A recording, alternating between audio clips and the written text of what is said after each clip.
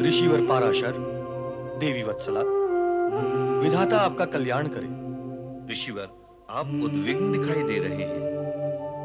हाँ ऋषि पाराशर, देवगुरु बृहस्पति ने हमें स्वर्गलोक में आमंत्रित किया था। अपनी तपोसिद्धि के बल पर हम सदैव स्वर्गलोक गए भी थे, परंतु वहां हमें एक कटु अनुभव हुआ। कटु अनुभव? कैसा कटु अनुभव? क्रोच नाम के एक गंधर्व ने हमारे साथ दृष्टता की और हमने उसे श्राप दे डाला। तब से हमारा मन अत्यंत उद्विग्न है। मन कहीं टिक नहीं रहा है।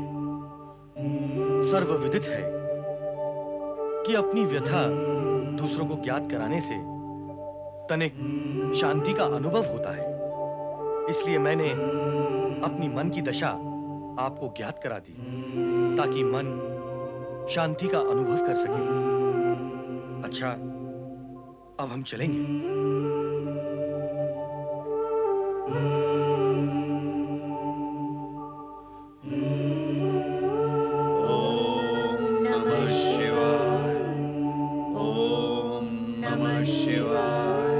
नारायण नारायण। जय जय ब्रह्मदेव। नारायण नारायण। जय जय ब्रह्मदेव।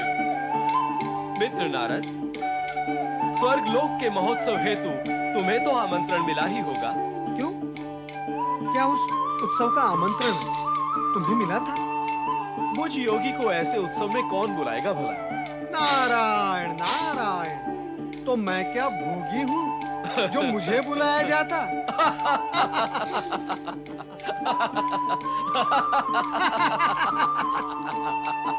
मित्र पर्वत, तुमने ऐसा क्या देख लिया जो हंसते ही जा रहे हो, हंसते ही जा रहे हो?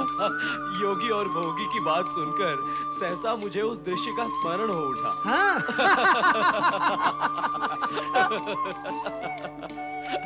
मित्र पर्वत, कौन सा दृश्य? जब तुम वानर मुखी बने थे, उदास होते हुए भी उस समय तुम कितने हास्यास्पद दिखाई दे रहे थे। नारायण नारायण। मित्र पर्वत, उस दुखद प्रसंग को भूल ही जाओ तो उचित होगा। जब भी वो प्रसंग आता है, मुझे बेचारी दमयंती का स्मरण हो आता है।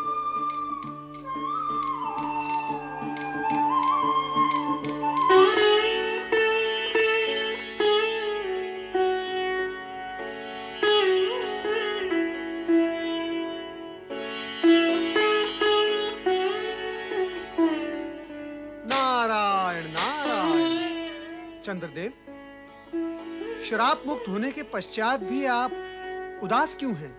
देवर्षि, देवराज इंद्र ने स्वर्गलोक में हमारे श्राप मुक्त होने के उपलक्ष्य में संगीत और नृत्य का उत्सव आयोजित किया था। वहाँ एक दुर्घटना हो गई, इसलिए हम दुखी हैं। दुर्घटना? कैसी दुर्घटना? वहाँ गंधर्व क्रोच का हाथ ऋषि वामदेव के हाथ से टकरा गया, तो उन्होंने क्रोच को श्राप देकर मूषक बना दिया। और अंत में उन्होंने बताया कि श्री गणेश द्वारा ही मूषक का उद्धार होगा। देवर्षि, कृपा करके ये संदेश श्री गणेश तक पहुंचा दें, तो क्रोंच गंधर्व का उद्धार हो सकेगा और हम भी स्वयं को दोष मुक्त समझ लेंगे। ना ना ना ना ना ना ना ना। श्री गणेश तो पहले से ही मुझसे रुष्ट हैं। ऐसे में मैं उनके पास जाऊं, ये उचित नहीं। आप तो मुझे क्षमा ही करें। तो फिर भला गंधर्व क्रोच मूषक रूप से मुक्त कैसे होंगे?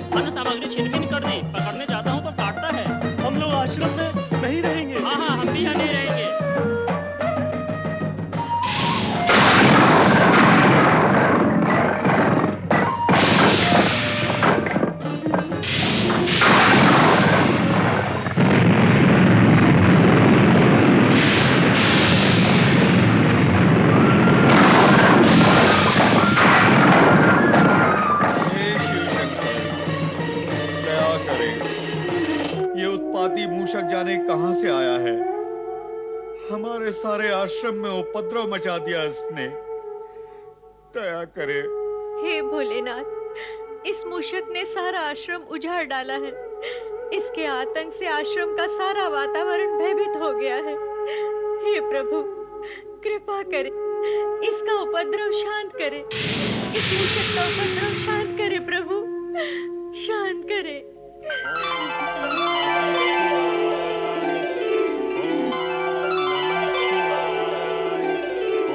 स्वामी, ये मूषक तो शिव भक्त प्रतीत हो रहा है। श्री गणेश, अद्भुत।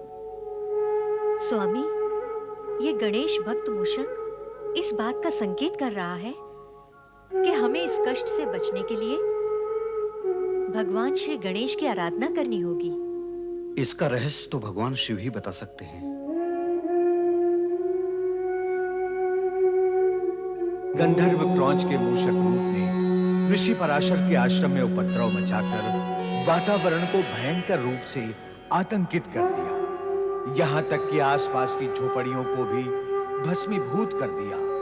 ऋषि पराशर के आतंकित शिष्य एक एक करके आश्रम से पलायन कर गए। इस घटना से ऋषि क्षुब्ध हो उठे। ऋषि पत्नी वत्सला तथा पराशर ऋषि के सम्मुख इस आपदा से बचने का मात्र एक ही विकल्प था कि वे भोलेनाथ की शरण में जाकर प्रार्थना करें। ओम नमः शिवाय। जय भोलेनाथ, जय शिव शंकर, जय माता पार्वती। आए ऋषि पराशर। माता, इस मूषक से हमारी रक्षा करें। मूषक? मूषक से रक्षा? हाँ माता, वो साधारण मूषक नहीं, अत्यंत बलवान और उत्पाती मूषक है। सारे आश्रम को ध्वस्त कर दिया है उसने। सभी शिष्य उसके आतंक से पलायन कर गए हैं। माता, साथ ही उसने फूल और पत्तों से श्री गणेश को स्थापित किया है और यह संकेत दिया है कि श्री गणेश ही हमारा उद्धार कर सकते हैं। भगवान शिव तो इस समय समाधि में लीन है और उन्हें समाधि से जगाना उचित नहीं होगा। वैसे भी गणेश के किसी भी कार्य में वह हस्तक्षेप नहीं करना चाहते। तो आप ही कोई उपाय करें माता। श्री गणेश आपके प्रिय पुत्र हैं, वे आपका आदेश अवश्य मानेंगे। पुत्र गणेश, पुत्र गणेश, पुत्र गणेश, शीघ्र ही कैलाश पर उपस्थित, शीघ्र ही कैलाश पर उपस्थित हो, कैलाश पर उपस्थित हो, कैलाश पर उपस्थित हो।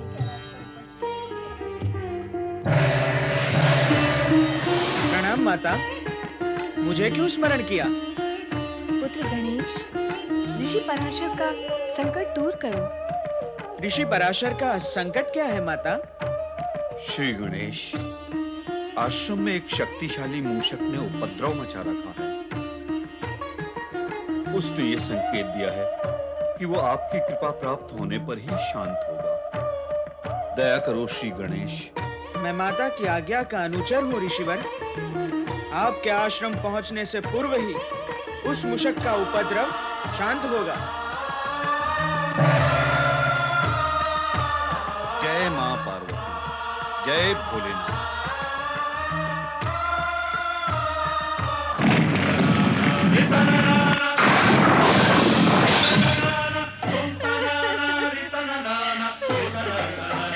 हे भोलेनाथ, हे शिव शंकर, मैं क्या करूं? मैं क्या करूं शिव शंकर? ये मूषक तो मुझे भगा भगा के मेरे प्राण ही हर लेगा। हे भोलेनाथ, इसका उपाय करें। हे प्रभु, इसका उपाय करें।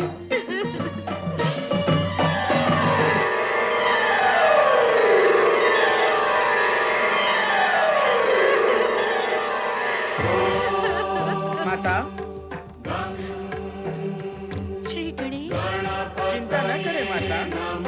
गणेश के रहते कोई तुम्हारे प्राण नहीं ले सकता। और इस मूषक को तो मैं अभी सही मार्ग पर लाता हूँ।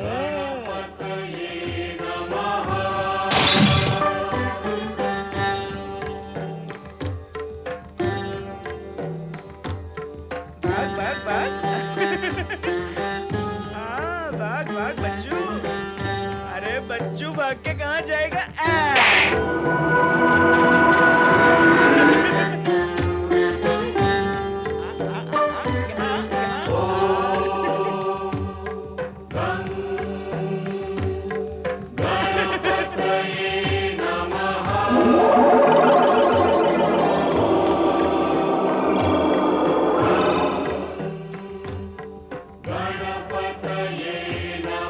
हे विघ्नहर्ता गणेश, आपने मेरा उद्धार किया, मुझे मूषक योनि से मुक्त करा दिया।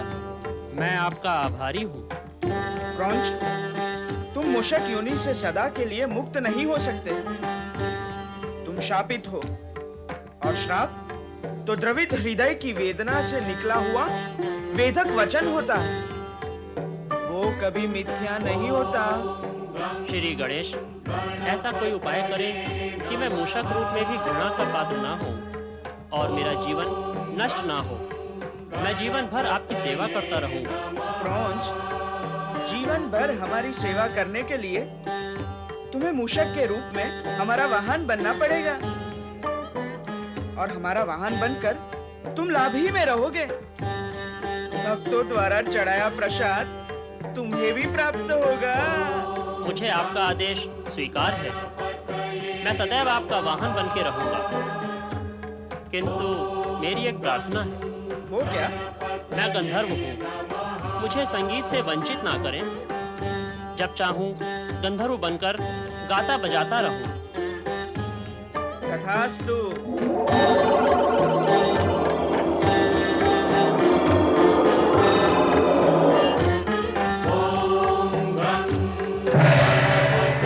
हम आपके आभारी हैं श्री गणेश। पार्वती नंदन श्री गणेश की जय। जय। विघ्नहर्ता श्री गणेश की जय।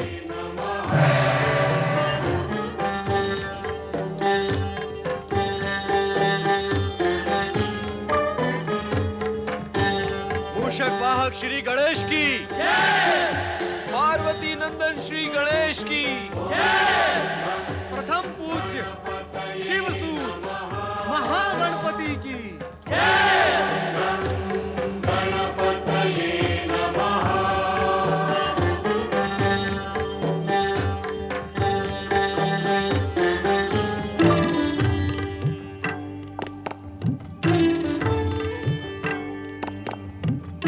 प्रणाम पिता महादेव, प्रणाम माता पार्वती।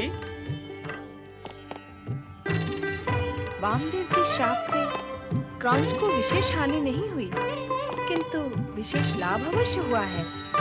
उनका श्राप न मिलता तो गणेश का वाहन बनने का सौभाग्य कैसे मिलता? गणेश भी तो बधाई के पात्र हैं। उन्हें मूषक रूप में वाहन प्राप्त हुआ है। जो हुआ, जो होता है और जो होगा, वो सब आप ही की कृपा का परिणाम है। अब मुझे गणेश लोक जाने की आज्ञा दे प्रभु।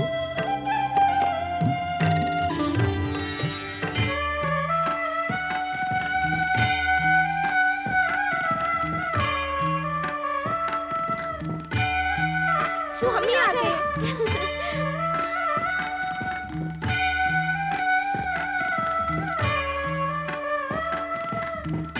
स्वामी, मूषक वाहन? ये मूषक हमारा वाहन बनकर रहेगा। ओम गं गणपतियै नमः।